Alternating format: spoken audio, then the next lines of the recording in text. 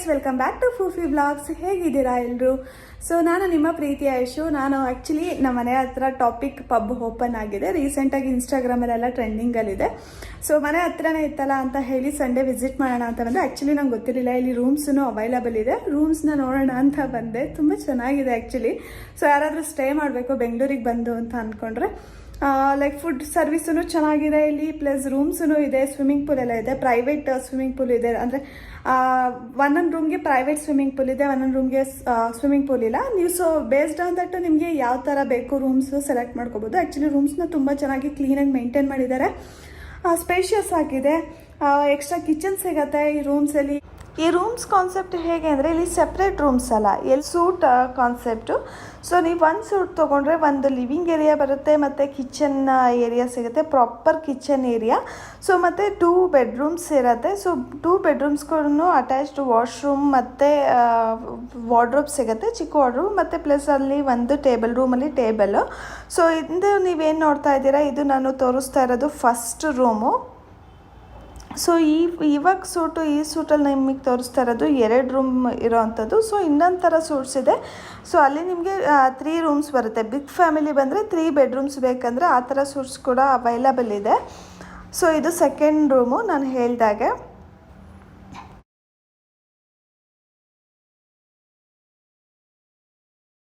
Is there a swimming pool? Yes, ma'am. Where is it? We applied. It was private swimming pool with rooms. Oh, is it? Can you show me? Like it is in downstairs. It's in downstairs. Okay. So next ಇಲ್ಲಿ ನೀವೇನು ನೋಡ್ತಾ ಇದ್ದೀರಾ, ಇದು 3 rooms ಇರೋವಂಥ suit. So proper ನೀವೇ ನೋಡ್ಬೋದು, living ಏರಿಯಾದಲ್ಲಿ ಪ್ರಾಪರಾಗಿ TV ಮತ್ತು ಸೋಫಾ, ಕಿಚನ್ ಕೂಡ ಅವೈಲೇಬಲ್ ಇದೆ. ಈ ರೂಮ್ಸಲ್ಲಿ ಆ್ಯಕ್ಚುಲಿ ಒಂದೊಂದು ರೂಮ್ಸಲ್ಲಿ 2 ಬೆಡ್ಸ್ ಇದೆ. ಯಾರಾದರೂ ಬಿಗ್ ಫ್ಯಾಮಿಲಿ ಅವ್ರು ಬಂದರೆ ಸೊ ಒಂದೇ ರೂಮ್ಸಲ್ಲಿ 2 ಬೆಡ್ಸ್ ಏನಾದರೂ ಬೇಕಂತಂದರೆ, ಒಂದೇ ರೂಮಲ್ಲಿ 4 ಮೆಂಬರ್ಸ್ ಸ್ಟೇ ಆಗಬೇಕಂದ್ರೆ ಈ ಥರ 2 ಕಿಂಗ್ ಸೈಜ್ ಬೆಡ್ ಸಿಗತ್ತೆ. ಸೊ ರೂಮ್ಸ್ ಅಂತೂ ಚೆನ್ನಾಗಿತ್ತು. ಇಲ್ಲಿ ಈ ಥರ ರೂಮ್ಸ್ ಅಲ್ದಲೆ ಇನ್ನೊಂದು ಥರ ರೂಮ್ಸ್ ಅವೈಲಬಲ್ ಇದೆ. ಅದು ಹೇಗೆ ಕಾನ್ಸೆಪ್ಟ್ ಅಂತ ಅಂದರೆ, ಒಂದು ಸ್ವಿಮ್ಮಿಂಗ್ ಪೂಲ್ ಸಿಗುತ್ತೆ, ಸ್ವಿಮ್ಮಿಂಗ್ ಪೂಲ್ ಜೊತೆ ಪಾರ್ಟಿ ಏರಿಯಾ ಸಿಗುತ್ತೆ. ಸೊ ನೀವು ಇಲ್ಲಿ ಏನು ನೋಡ್ತಾ ಇದ್ದೀರಾ, ಇದು ಸ್ವಿಮ್ಮಿಂಗ್ ಪೂಲು, ಅದು ಎದುರುಗಡೆ ಇರೋದೇ ಪಾರ್ಟಿ ಏರಿಯಾ. ಸೊ ನೆಕ್ಸ್ಟ್ ಇದು ಇರೋದು ಗ್ರೌಂಡ್ ಫ್ಲೋರಲ್ಲಿ. ಸ್ಟೇರ್ಸಿಂದ ಫಸ್ಟ್ ಫ್ಲೋರ್ಗೆ ಹೋದರೆ 2 ಬೆಡ್ರೂಮ್ ಸಿಗುತ್ತೆ. ಸೊ ಓವರಾಲ್ ಇಷ್ಟಕ್ಕೆ ಪರ್ ಡೇ 25,000. ಸೊ ನೀವು ಅಪ್ ಟು 25 ಮೆಂಬರ್ಸ್ವರೆಗೂ ಲೈಕ್ ಇಲ್ಲಿ ಬಂದು ಪಾರ್ಟಿ ಮಾಡ್ಬೋದು. ಬಟ್ ಸ್ಟೇ ಆಗೋದು ಓನ್ಲಿ 10 ಮೆಂಬರ್ಸ್ ಮಾತ್ರ ಸ್ಟೇ ಆಗೋದು, ಬಿಕಾಸ್ 2 ರೂಮ್ಸ್ ಅಷ್ಟೇ ಇರೋದು. 2 ರೂಮಲ್ಲೂ ಕೂಡ 2 ಕಿಂಗ್ ಸೈಜ್ ಬೆಡ್ ಕೊಟ್ಟಿದ್ದಾರೆ. ಸೊ 2 ಎಕ್ಸ್ಟ್ರಾ ಬೆಡ್ ಕೊಡ್ತಾರೆ.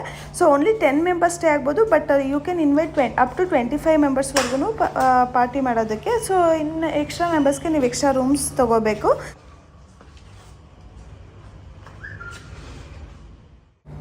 ಮತ್ತು ಈ ಬಿಲ್ಡಿಂಗಲ್ಲಿ ದೊಡ್ಡ ಫಿಶ್ ಅಕ್ವೇರಿಯಮ್ ಇದೆ. ಸೊ ನೀವು ಇಲ್ಲೇ ನೋಡ್ತಾ ಇದ್ದೀರಾ, ಚೆನ್ನಾಗಿದೆ, ಎಲ್ಲ ಥರದ ಫಿಶ್ಶು ಇದೆ, ತುಂಬ ಚೆನ್ನಾಗಿದೆ. ಇದು ಡಿಫ್ರೆಂಟ್ ಕಾನ್ಸೆಪ್ಟು.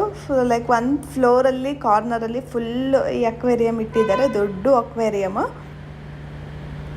ಆ್ಯಕ್ಚುಲಿ ನಾವು ಲಂಚಿಗೆ ಅಂತ ಬಂದಿದ್ದು ಪಬ್ಗೆ. ಸೊ ರೂಮ್ಸ್ ಇದೆ ಅಂತ ನೋಡಿಬಿಟ್ಟು ವೀಡಿಯೋ ಮಾಡಿಕೊಂಡೆ ಅಷ್ಟೇ. ನನಗೇನು ವೀಡಿಯೋ ಮಾಡೋ ಐಡಿಯಾ ಇರಲಿಲ್ಲ, ನಮ್ಮ ಆಂಟಿ ಹೇಳಿದ್ದು. ಸೊ ಅವತ್ತು ನಾನು ಮತ್ತು ನಮ್ಮ ಆಂಟಿ ಇಬ್ಬರೇ ಹೋಗಿದ್ವಿ ಲಂಚಿಗೆ. ನಮ್ಮ ಆಂಟಿ ಅಂದರೆ ವಿ ಅವರಮ್ಮ. ಸೊ ಅವರಿಗೆ ವೀಡಿಯೋದಲ್ಲೆಲ್ಲ ಬರೋದಕ್ಕೆ ಇಷ್ಟ ಇಲ್ಲ. ಸೊ ಅದಕ್ಕೆ ನಾನು ಅವ್ರನ್ನ ಕವರ್ ಮಾಡಲ್ಲ. ಸೊ ನಾವು ಹೋಗಿದ್ದು ಪಬ್ಬು ಟಾಪಿಕ್ ಅಂತ. ಸೊ ಲಂಚ್ಗೆ ಹೋಗೋ ಪ್ಲ್ಯಾನೇ ಇರಲಿಲ್ಲ. ಸೊ ಹೊಸ್ದಾಗಿ ಓಪನ್ ಆಗಿದೆಯಲ್ಲ, ಹೋಗಿ ನೋಡೋಣ ಅಂತ ನಮ್ಮ ಆಂಟಿ ಹೇಳಿದ್ರು. ಸರಿ ಹೋಗೋಣ ಅಂತ ಹೊರಟ್ವಿ. ಸೊ ನಾವು ತೊಗೊಂಡಿದ್ದು ಫ್ರೆಂಚ್ ಫ್ರೈಸ್ ಮತ್ತು ಮಶ್ರೂಮ್ ಸ್ಟಾರ್ಟರ್ಸು ಮತ್ತು ಪೀಸ್ ಪಲಾವ್ ತೊಗೊಂಡಿದ್ವಿ. ಸೊ ನಾನು ಅವತ್ತು ನಾನ್ ವೆಜ್ ತಿಂತಾ ಇರಲಿಲ್ಲ, ಅದಕ್ಕೆ ನಮ್ಮ ಆಂಟಿನೂ ಕೂಡ ನಾನ್ ವೆಜ್ ಬೇಡ ಬಿಡು, ವೆಜ್ಜೇ ತಿನ್ನೋಣ ಅಂತ ಹೇಳಿ ಇಬ್ಬರೂ ವೆಜ್ ಆರ್ಡರ್ ಮಾಡ್ಕೊಂಡಿದ್ವಿ. ಸೊ ಪಬ್ ಅಂತೂ ತುಂಬ ಚೆನ್ನಾಗಿದೆ, ಆ್ಯಂಬಿಯನ್ಸ್ ಅಂತೂ ಸೂಪರಾಗಿದೆ. ಸೊ ಒಂದು ಏನಂತಂದರೆ ಬಿಸಿಲು ಟೈಮಲ್ಲಿ ಹೋದರೆ ಸ್ವಲ್ಪ ಜಾಸ್ತಿ ಬಿಸಿಲು ಅಂತ ಅನಿಸುತ್ತೆ. ಫ್ಯಾನು AC ಎಲ್ಲ ಇದೆ, ಬಟ್ ಸ್ಟಿಲ್ ನಿಮ್ಗೊಂದು ಸ್ವಲ್ಪ ಬಿಸಿಲು ಅನ್ನೋ ಫೀಲ್ ಆಗುತ್ತೆ. ನೈಟ್ ಟೈಮ್ ಅಂತೂ ಸೂಪರಾಗಿದೆ. ಮತ್ತು ಈ ಪಬ್ ಇರೋ ಪ್ಲೇಸ್ ಅಂತೂ ಸಕ್ಕತ್ತಾಗಿದೆ, ಯಾಕೆಂದರೆ ನೈಸ್ ರೋಡಲ್ಲಲ್ವ ಇರೋದು, ನಿಯರ್ ನೈಸ್ ರೋಡು. ಏನು ಬೇರೆ ವೆಹಿಕಲ್ ಸೌಂಡ್ ಆಗಲ್ಲ, ತುಂಬ ಚೆನ್ನಾಗಿ ಅನಿಸುತ್ತೆ. ಟಾಪ್ ಫ್ಲೋರಲ್ಲಿ ಇರೋದ್ರಿಂದ ಸಕ್ಕತ್ತಾಗಿ ಅನಿಸುತ್ತೆ. ನೆಕ್ಸ್ಟ್ ಡೇ ಸಲೂನ್ಗೆ ಹೋಗಿದ್ವಿ ನಾನು ಮತ್ತು ವಿವಿ. ಸೊ ಏನಕ್ಕೆಂದರೆ ವಿವಿ ಹೇರ್ ಕಟ್ಟು ಮತ್ತು ಹೇರ್ ಕಲರಿಂಗ್ ಮಾಡಿಸ್ತೀನಿದ್ರು. ಇಷ್ಟು ದಿನ ಪೋನಿ ಹಾಕೊಳ್ಳೋವರೆಗೂ ಕೂದಲು ಬಿಡ್ತೀನಿ ಅಂತ ಇದ್ರು. ಬಟ್ ಕೂದಲು ಯಾವಾಗ ಬೆಳಿಬೇಕಾದ್ರೆ ಇರಿಟೇಷನ್ ಅನಿಸುತ್ತೋ ಅದಕ್ಕೆ ಅವ್ರಿಗೂ ಕಟ್ ಮಾಡಿಸ್ಬೇಕು ಅನಿಸ್ತಿತ್ತು. ನಾವು ಮನೇಲಿ ಚೆನ್ನಾಗಿ ಕಾಣಿಸಲ್ಲ ಅಂತಿದ್ವಿ. ಸೊ ಅದಕ್ಕೆ ಡಿಸೈಡ್ ಮಾಡಿ ಹೇರ್ ಕಟ್ ಮಾಡ್ಸೋಕೆ ಬಂದಿದ್ದೀವಿ. ಚೇಂಜ್ ಮಾಡ್ಸೋಣ ಅಂತ, ಉದ್ದ ಕೂದಲು ಬೆಳೆಸ್ಕೋಬೇಕು ಅಂತ ಹೇಳಿ ಒಳ್ಳೆ ಕರಡಿ ಥರ ಕಾಣಿಸ್ತಾ ಇದೆ ನನಗೆ. ಹೇರ್ ಸ್ಟೈಲ್ ಚೆನ್ನಾಗಿ ಇಷ್ಟನೇ ಆಗ್ತಾ ಇರಲಿಲ್ಲ. ಕೂದಲು ಬೆಳೆಸ್ಬೇಕಾದ್ರೆ ಚೆನ್ನಾಗಿ ಕಾಣಿಸಲ್ಲ, ಬೆಳೆಸಿದ್ಮೇಲೆ ಪೋನಿ ಹಾಕಿದ್ಮೇಲೆ ಚೆನ್ನಾಗಿ ಕಾಣಿಸುತ್ತೆ. ಬಟ್ ಅಲ್ಲಿವರೆಗೂ ಬೆಳೆಯೋವರೆಗೂ ಆ ಕೂದಲು ನೋಡೋಕ್ಕಾಗಲ್ಲ, ಮನುಷ್ಯರು ನೋಡೋಕ್ಕಾಗಲ್ಲ, ಚೆನ್ನಾಗೂ ಕಾಣಿಸಲ್ಲ. ಸೊ ನಂಗೆ ಯಾವಾಗ ಫೋಟೋ ತೆಕ್ಕೋಬೇಕು ವಿವಿ ಜೊತೆ ಅಂದಾಗಲೂ ಸ್ವಲ್ಪ ಬೇಜಾರಾಗ್ತಾಯಿತ್ತು, ಡಿಸಪಾಯಿಂಟ್ ಆಗ್ತಾಯಿತ್ತು. ಚೆನ್ನಾಗಿ ಕಾಣಿಸ್ತಾ ಇಲ್ವಲ್ಲ, ಅಂದರೆ ಲುಕ್ ಇಲ್ವಲ್ಲ ಅಂತ ಹೇಳಿ. ಸೊ ನನಗೆ ಅವ್ರಿಗೂ ಆ್ಯಕ್ಚುಲಿ ಬೇಜಾರಾಗ್ಬಿಟ್ಟು ಇವತ್ತು ಸಲೂನ್ಗೆ ಹೋಗಿ ನೋಡೋಣ ಏನಾದರೂ ಟ್ರಿಮ್ ಮಾಡ್ಸೋಕ್ಕಾಗತ್ತಾ. ಸೊ ಕೂದಲು ಬೆಳೆಯೋ ಥರನೇ ಉದ್ದ ಥರ ಏನಾದರೂ ಟ್ರಿಮ್ ಮಾಡಿಸಿದ್ರೆ ಸ್ವಲ್ಪ ಗುಡ್ ಲುಕ್ ಬರೋ ಥರ ಮಾಡಿಸೋಣ ಅಂತ ಬಂದಿದ್ದೀವಿ. ಜೊತೆಗೆ ಹೇರ್ ಕಲರ್ ಮಾಡಿಸೋಣ ಅಂತಲೂ ಇದ್ದೀವಿ. ಸೊ ಫೈನಲಿ ಯಾವ ಥರ ಟ್ರಿಮ್ ಮಾಡಿದ್ರು, ಟ್ರಿಮ್ ಸ್ವಲ್ಪ ಎಲ್ಲ ಎಡ್ಜಸ್ ಟ್ರಿಮ್ ಮಾಡಿ ನೋಡಿದ್ವಿ, ಚೆನ್ನಾಗಿ ಕಾಣಿಸ್ಲಿಲ್ಲ ಆ ಹೇರ್ ಕಟ್ಟು.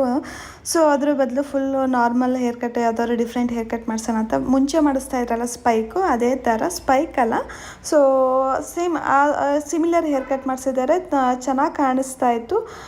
ವಿವಿ ಹೇಗೆ ಕಾಣಿಸ್ತಾ ಇದ್ದಾರೆ ಅಂತ T20 ವರ್ಲ್ಡ್ ಕಪ್ ವಿಡಿಯೋದಲ್ಲಿ ನೀವು ನೋಡಿರ್ತೀರಾ. ಸೊ ನನಗೂ ಯಾಕೋ ಹೇರ್ ಕಲರ್ ಮಾಡಿಸ್ಕೋಬೇಕಂತ ಅನ್ನಿಸ್ತಾ ಇತ್ತು. ಅದಕ್ಕೆ ಹೈಲೈಟ್ಸ್, ಗ್ಲೋಬಲ್ ಹೈಲೈಟ್ಸ್ ಮಾಡಿಸ್ತಾ ಇದ್ದೀನಿ.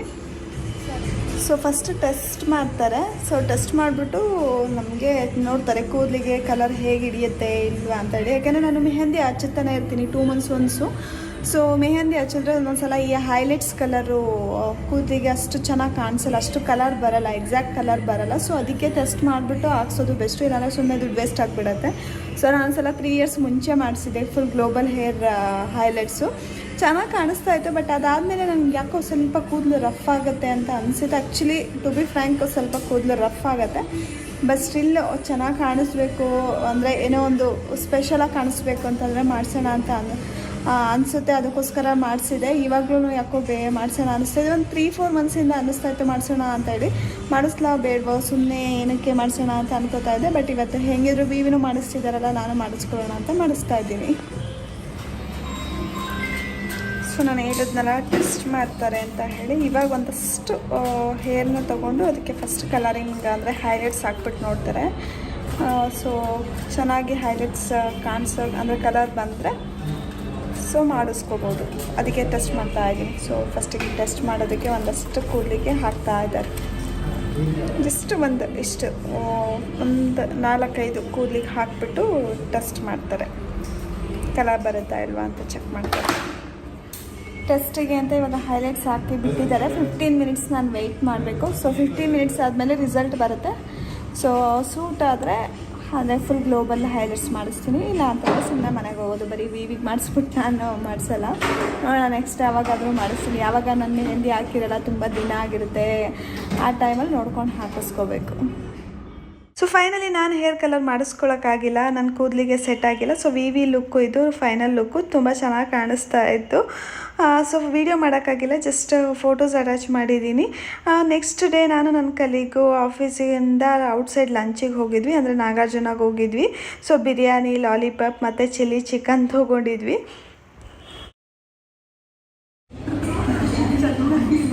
ಮಧ್ಯಾಹ್ನ ಆಫೀಸಲ್ಲಿ ಮಧ್ಯಾಹ್ನ ಲಂಚಿಗೆ ಹೋಗಿ ಚೆನ್ನಾಗಿ ತಿನ್ಕೊಂಡ್ಬಿಟ್ವಿ ಬಿರಿಯಾನಿ ಎಲ್ಲ. ಆಫೀಸ್ ಒಳಗಡೆ ಹೋಗಿ ಕುತ್ಕೊಂಡು ವರ್ಕ್ ಮಾಡೋಕ್ಕೆ ಆಗ್ತಾಯಿಲ್ಲ, ನಿದ್ದೆ ಇಬ್ಬರಿಗೂ. ಸರಿ ಆಯಿತು, ಇವಾಗ ಈವ್ನಿಂಗ್ ಹೋಗ್ತಾ ಚೆನ್ನಾಗಿ ಊಟ ಮಾಡಿದ್ಮೇಲೆ ಡೆಸರ್ಟ್ ತಿನ್ನಲಿಲ್ಲ, ಟೈಮ್ ಆಗುತ್ತೆ ಅಂತ ಹೇಳಿ. ಅದಕ್ಕೆ ಇವಾಗ ಈವ್ನಿಂಗ್ ಮನೆಗೆ ಹೋಗ್ತಾ ಐಸ್ ಕ್ರೀಮ್ ತಿನ್ನಕ್ಕೆ ಬಂದಿದ್ದೀವಿ ಪೋಲಾರ್ ಬೇರ್ಗೆ. ಇವತ್ತಿನ ವ್ಲಾಗ್ನ ಮುಗಿಸ್ತಾ ಇದ್ದೀನಿ. ಯಾರೆಲ್ಲ ನಾನು ವೀಡಿಯೋ ನೋಡ್ತಾ ಇದ್ದೀರಿ, ಇಷ್ಟ ಆಗಿದ್ರೆ ಲೈಕ್ ಮಾಡಿ, ಶೇರ್ ಮಾಡಿ, ಸಬ್ಸ್ಕ್ರೈಬ್ ಮಾಡಿ. ನೆಕ್ಸ್ಟ್ ಸಿಗೋಣ ಮುಂದಿನ ವ್ಲಾಗ್ಲಿ. ಅಂಟಿಲ್ ದೆನ್ ಟೇಕ್ ಕೇರ್, ಬಾಯ್.